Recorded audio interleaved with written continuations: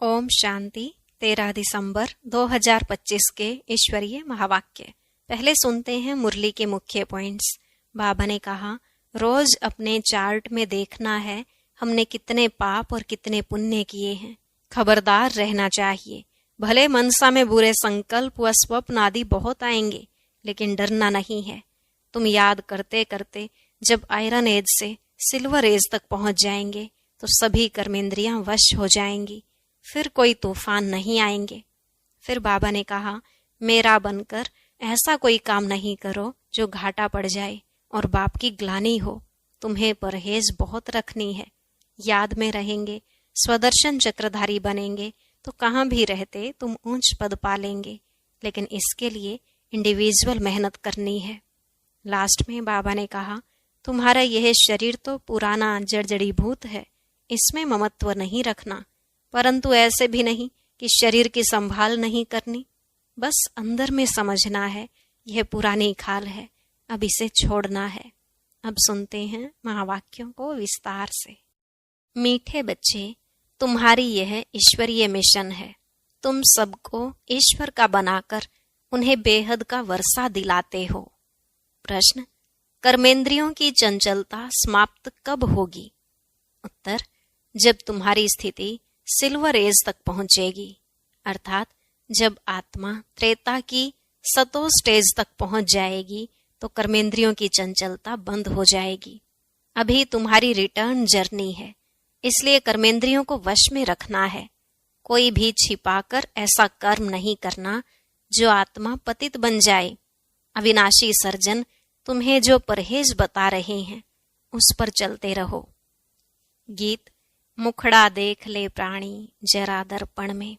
ओम शांति। रूहानी बच्चों प्रति रूहानी बाप समझा रहे हैं। न सिर्फ तुम बच्चों को, जो भी रूहानी बच्चे प्रजापिता ब्रह्मा मुख वंशावली हैं वह जानते हैं। हम ब्राह्मणों को ही बाप समझाते हैं।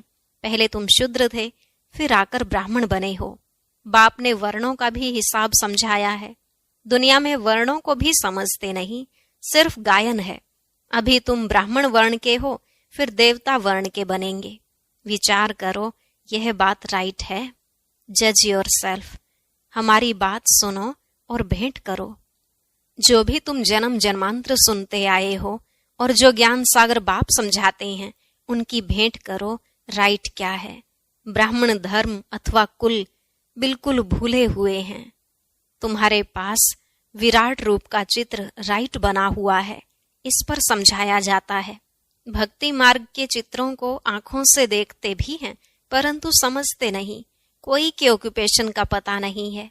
अभी तुम बच्चों को अपनी आत्मा का पता पड़ा है और 84 जन्मों का भी मालूम पड़ा है। जैसे बाप तुम बच्चों को समझाते हैं, तुमको फिर औरों को समझाना है।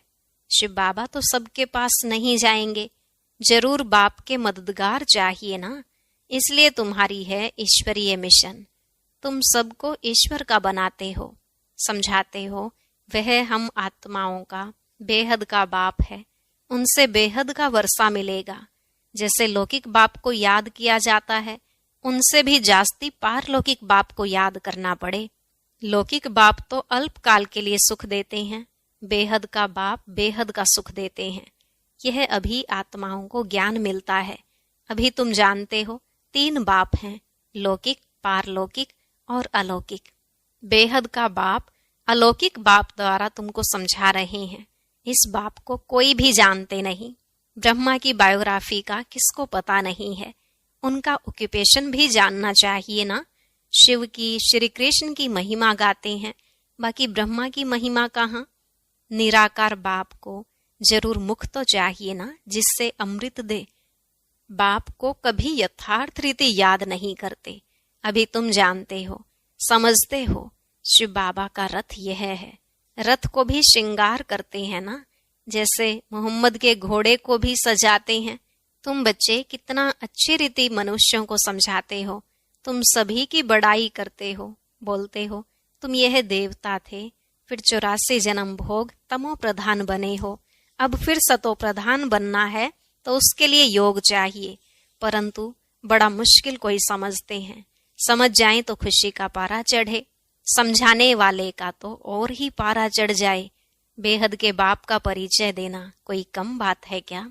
समझ नहीं सकते, कहते हैं यह कैसे हो सकता है। बेहद के बाप की जीवन कहानी सुनाते हैं। अब बाप कहते हैं, बच्चे पावन बनो। तुम पुकारते थे ना कि हे पतित पावन आओ। गीता में भी मन मनाभव अक्षर है, परंतु उनकी समझानी कोई के पास है नहीं। बाप आत्मा का ज्ञान भी कितना क्लियर कर समझाते हैं।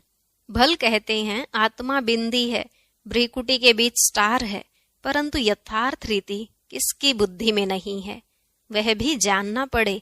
कलयुग में है ही अनराइटियस, सतयुग में है सब राइटियस। मनुष्य समझते हैं यह सब ईश्वर से मिलने के रास्ते हैं, इसलिए तुम पहले फॉर्म भराते हो। यहाँ क्यों आए हो? इससे भी तुमको बेहद के बाप का परिचय देना है। पूछते हो आत्मा का बाप कौन? सर्वव्यापी कहने से तो कोई अर्थ ही नहीं निकलता। सबका बाप कौन, यह है मुख्य बात। अपने अपने घर में भी तुम समझा सकते हो। एक एक मुख्य चित्र, सीढ़ी, त्रिमूर्ति, झाड़, यह बहुत जरूरी है। झाड़ से सब धर्म वाले समझ सकते हैं कि हमारा धर्म कब शुरू हुआ। हम इस हिसाब से स्वर्ग में जा सकते हैं। जो आते ही पीछे हैं वह तो स्वर्ग में जा न सके, बाकी शांति धाम में जा सकेंगे। झाड़ से भी बहुत क्लियर होता है। जो जो धर्म पीछे आए हैं उन्हों की आत्माएं जरूर ऊपर में जाए विराजमान होंगी। तुम्हारी बुद्धि में सारा फाउंडेशन लगाया जाता है। बाप कहते हैं आदि सनातन देवी देवता धर्म का सैपलिंग तो लगा, फिर झाड़ के पत्ते भी तुमको बनाने हैं। पत्ते बिगर तो झाड़ होता नहीं, इसलिए बाबा पुरुषार्थ कराते रहते हैं आप समान बनाने के लिए। और धर्म वालों को पत्ते नहीं बनाने पड़ते हैं, वह तो ऊपर से आते हैं, फाउंडेशन लगाते हैं, फिर पत्ते पीछे ऊपर से आते जाते हैं। तुम फिर झाड़ की वृद्धि के लिए यह प्रदर्शनी आदि करते हो, इससे पत्ते लगते हैं, फिर तूफान आने से गिर पड़ते हैं, मुरझा जाते हैं। यह आदि सनातन देवी देवता धर्म की स्थापना हो रही है। इसमें लड़ाई आदि की कोई बात नहीं, सिर्फ बाप को याद करना और कराना है। तुम सबको कहते हो और जो भी रचना है उनको छोड़ो। रचना से कभी वर्षा मिल ना सके, रचयिता बाप को ही याद करना है और किसकी याद ना आए। बाप का बनकर ज्ञान में आकर फिर अगर कोई ऐसा काम करते हैं तो उसका बोझा सिर पर बहुत चढ़ता है। बाप पावन बनाने आते हैं और फिर ऐसा कुछ काम करते हैं तो और ही पतित बन पड़ते हैं। इसलिए बाबा कहते हैं ऐसा कोई काम नहीं करो जो घाटा पड़ जाए। बाप की ग्लानि होती है ना, ऐसा कर्म नहीं करो जो विकर्म जास्ती हो जाए। परहेज भी रखनी है, दवाई में भी परहेज रखी जाती है। डॉक्टर कहे यह खटाई आदि नहीं खाना है तो मानना चाहिए। कर्मेंद्रियों को वश करना पड़ता है। अगर छिपाकर खाते रहेंगे तो फिर दवाई का असर नहीं होगा। इसको कहा जाता है आसक्ति। बाप भी शिक्षा देते हैं, यह नहीं करो। सर्जन है ना, लिखते हैं बाबा मन में संकल्प बहुत आते हैं, खबरदार रहना है। गंदे स्वपन, मनसा में संकल्प आदि बहुत आएंगे, इनसे डरना नहीं है। सतयुग त्रेता में यह बातें होती नहीं। तुम जितना आगे नजदीक होते जाएंगे, सिल्वर एज तक पहुंचेंगे, तब कर्मेंद्रियों की चंचलता बंद हो जाएगी, कर्मेंद्रियां वश हो जाएंगी। सतयुग त्रेता में वश थी ना, जब उस त्रेता की अवस्था तक आओ तब वश होंगी। फिर सतयुग की अवस्था में आएंगे तो सतो प्रधान बन जाएंगे, फिर सब कर्मेंद्रियां पूरी वश हो जाएंगी। कर्मेंद्रियां वश थी ना, नई बात थोड़ी ही है। आज कर्मेंद्रियों के वश हैं, कल फिर पुरुषार्थ कर कर्मेंद्रियों को वश कर लेते हैं। वह तो 84 जन्मों में उतरते आए हैं। अभी रिटर्न जर्नी है। सबको सतो प्रधान अवस्था में जाना है। अपना चार्ट देखना है, हमने कितने पाप कितने पुण्य किए हैं। बाप को याद करते करते आयरन एज से सिल्वर एज तक पहुंच जाएंगे तो कर्मेंद्रियां वश हो जाएंगी। फिर तुमको महसूस होगा अभी कोई तूफान नहीं आते हैं। वह भी अवस्था आएगी, फिर गोल्डन एज में चले जाएंगे। मेहनत कर पावन बनने से खुशी का पारा भी चढ़ेगा। जो भी आते हैं उनको समझाना है कैसे तुमने 84 जन्म लिए हैं। जिसने 84 जन्म लिए हैं वही समझेंगे, कहेंगे अब बाप को याद कर मालिक बनना है। 84 जन्म नहीं समझते हो तो शायद राजाई के मालिक नहीं बने होंगे। हम तो हिम्मत दिलाते हैं, अच्छी बात सुनाते हैं, तुम नीचे गिर पड़ते हो। जिसने 84 जन्म लिए होंगे उनको झट स्मृति आएगी।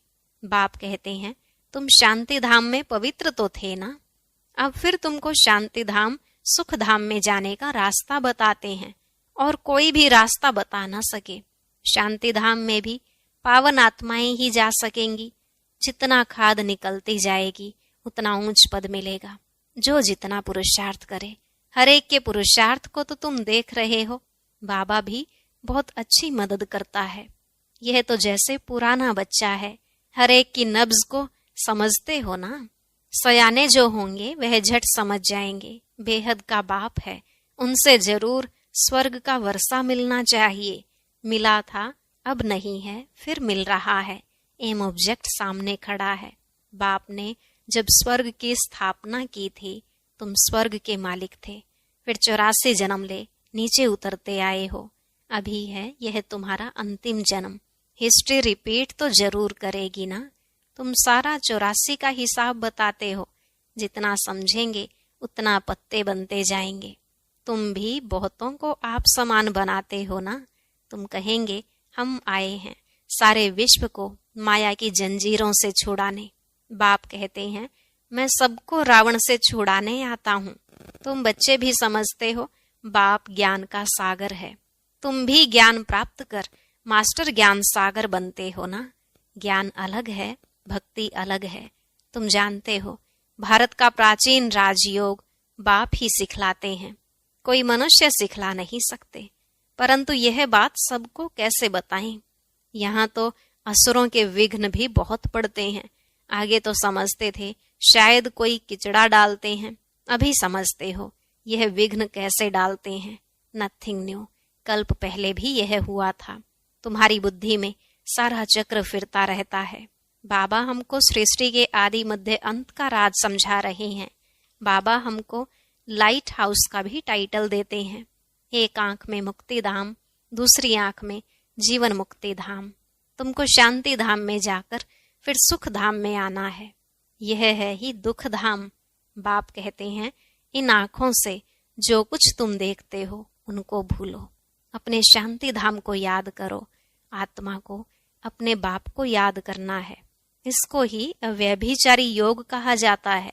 ज्ञान भी एक से ही सुनना है, वह है अव्यभिचारी ज्ञान। याद भी एक को करो, मेरा तो एक, दूसरा ना कोई। जब तक अपने को आत्मा निश्चय नहीं करेंगे तब तक एक की याद आएगी नहीं। आत्मा कहती है मैं तो एक बाबा की ही बनूंगी, मुझे जाना है बाबा के पास। यह शरीर तो पुराना जड़जड़ी भूत है, इनमें भी ममत्व नहीं रखना है। यह ज्ञान की बात है। ऐसे नहीं कि शरीर की संभाल नहीं करनी है, अंदर में समझना है यह पुरानी खाल है, इनको तो अब छोड़ना है। तुम्हारा है बेहद का सन्यास, वह तो जंगल में चले जाते हैं। तुमको घर में रहते याद में रहना है। याद में रहते रहते तुम भी शरीर छोड़ सकते हो। कहाँ भी हो तुम बाप को याद करो। याद में रहेंगे स्वदर्शन चक्रधारी बनेंगे तो कहाँ भी रहते तुम ऊंच पद पा लेंगे। जितना इंडिविजुअल मेहनत करेंगे उतना पद पाएंगे। घर में रहते भी याद की यात्रा में रहना है। अभी फाइनल रिजल्ट में थोड़ा टाइम पड़ा है, फिर नई दुनिया भी तैयार चाहिए ना। अभी कर्मातीत अवस्था हो जाए तो सूक्ष्म वतन में रहना पड़े, सूक्ष्म वतन में रहकर भी फिर जन्म लेना पड़ता है। आगे चलकर तुमको सब साक्षात्कार होगा। अच्छा, मीठे मीठे सिकलधे बच्चों प्रति माता पिता बाप दादा का याद प्यार और गुड मॉर्निंग। रूहानी बाप की रूहानी बच्चों को नमस्ते। रूहानी बच्चों की रूहानी बाप दादा को नमस्ते नमस्ते, गुड मॉर्निंग, शुक्रिया बाबा, शुक्रिया। धारणा के लिए मुख्य सार। पहला पॉइंट, एक बाप से ही सुनना है, एक बाप की ही अव्यभिचारी याद में रहना है। इस शरीर की संभाल रखनी है लेकिन ममत्व नहीं रखना है। दूसरा, बाप ने जो परहेज बताई है उसे पूरा पालन करना है। कोई भी ऐसा कर्म नहीं करना है जो बाप की ग्लानि हो, पाप का खाता बने। अपने को घाटे में नहीं डालना है। आज का वरदान, 3 सेवाओं के बैलेंस द्वारा सर्व गुणों की अनुभूति करने वाले गुणमूर्त भव। 3 सेवाओं के बैलेंस द्वारा सर्व गुणों की अनुभूति करने वाले गुणमूर्त भव। बाबा ने कहा, जो बच्चे संकल्प, बोल और हर कर्म द्वारा सेवा पर तत्पर रहते हैं, वही सफलता मूर्त बनते हैं। तीनों में मार्क्स समान है। सारे दिन में तीनों सेवाओं का बैलेंस है तो पास विद ऑनर व गुण मूर्त बन जाते हैं। उनके द्वारा सर्व दिव्य गुणों का श्रृंगार स्पष्ट दिखाई देता है। एक दूसरे को बाप के गुणों का व स्वयं की धारणा के गुणों का सहयोग देना ही गुणमूर्त बनना है, क्योंकि गुणदान सबसे बड़ा दान है। स्लोगन, निश्चय रूपी फाउंडेशन पक्का है तो श्रेष्ठ जीवन का अनुभव स्वतः होता है। निश्चय रूपी फाउंडेशन पक्का है तो श्रेष्ठ जीवन का अनुभव स्वतः होता है। अव्यक्त इशारे, अब संपन्न व कर्मातीत बनने की धुन लगाओ। पिछले कर्मों के हिसाब किताब के फल स्वरूप तन का रोग हो, मन के संस्कार अन्य आत्माओं के संस्कारों से टक्कर भी खाते हों, लेकिन कर्मातीत, कर्म भोग के वश न होकर मालिक बन हिसाब चुकतू करावे। कर्म योगी बन कर्म भोग चुकतू करना, यह है कर्मातीत स्थिति की निशानी। प्रैक्टिस करो। अभी अभी कर्म योगी, अभी अभी कर्मातीत स्टेज। ओम शांति। अब सुनते हैं आज का अव्यक्त ज्ञान मोती। इसके लिए